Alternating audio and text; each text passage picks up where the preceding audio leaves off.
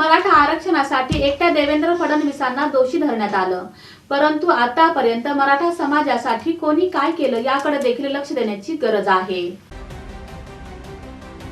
मराठा संघर्ष योद्धा म्हणून मनोज जरांगे पाटील समोर आले। त्यांच्या पाठीशी समाज उभारला। आरक्षणासाठी त्यांनी आक्रमक भूमिका घेतली। यामध्ये त्यांनी उपमुख्यमंत्री देवेंद्र फडणवीस यांना कायमच धारेवर धरलं। लोकसभा निवडणुकीत उघडपणे विरोध करण्यात आला। यातून साध्य काय झालं? मराठा समाजाला आरक्षण मिळालं का? आरक्षण हवं असेल तर तोडण्याऐवजी जोडण्याची भूमिका महत्त्वाची ठरेल असा मुद्दा चर्चेला येतोय।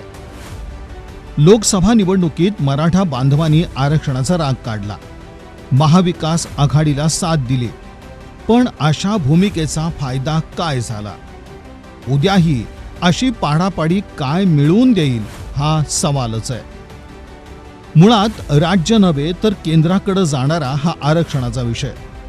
केंद्रात भाजपाचं सरकार। राजकीय परिस्थिती पाहिली तर उद्या राज्यात भाजपा महायुतीचं सरकार आलं तर आरक्षणाचा प्रश्न सुटण्याच्या दृष्टीनं सोयीची होणारी ही बाब। म्हणूनच इथे पाडण्यापेक्षा संवादाचा पवित्रा विचार करण्यासारखा म्हणावा लागतो।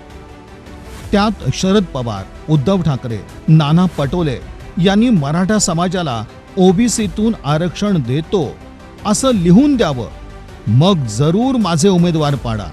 महाविकास आघाडीचे नेते ओबीसीतून मराठा समाजाला आरक्षणाविषयी चकार शब्दही काढत नाही, मग मी एकटाच दोषी कसा, असं देवेंद्र फडणवीस यांनी केलेलं आवाहन बरंच काही सांगून जाणारं आणि मराठा समाजाला विचार करायला लावणार आहे। जरांगे पाटलांना आव्हान केलं ना की जरांगे पाटलांनी शरद पवार साहेब, उद्धव ठाकरे साहेब आणि नाना पटोलेजी यांच्याकडनं लिहून घ्यावं की त्यांचं सरकार आल्यानंतर मराठा समाजाला ओबीसीमध्ये ते आरक्षण देतील। हे जर त्यांनी लिहून दिलं, मला नालायक ठरवा, माझं सरकार घालवा आणि त्यांना निवडून आणा आणि त्यांना हार घाला। अरे ते तोंडाने बोलायला तयार नाहीत, लिहून देणं तर सोडा।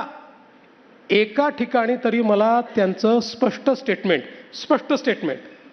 एका ठिकाणी पवार साहेबांचं स्पष्ट स्टेटमेंट हे दाखवून द्या। दरम्यान सत्ता काळात देवेंद्र फडणवीस यांनी मराठा समाजाविषयी महत्त्वाची पावलं उचलली, मोठ्या प्रमाणात संस्थांना आर्थिक पाठबळ दिलं। अशाच प्रयत्नातून सारथी या संस्थेतून गरीब मराठा युवक आज अधिकारी झाल्याचे उदाहरण समोर आहेत। अण्णासाहेब पाटील महामंडळाच्या माध्यमातून मराठा तरुणांना रोजगार मिळाले।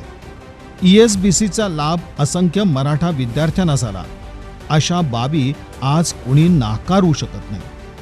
आता आणखी निर्णायक यश मिळवण्यासाठी भाजपा आणि देवेंद्र फडणवीस यांना काही अटी घालून पाडायची भूमिका सोडून निवडून आणण्याचं ठरलं तर हे अपेक्षित यश दृष्टिक्षेपात येण्याची चिन्ह दिसतात।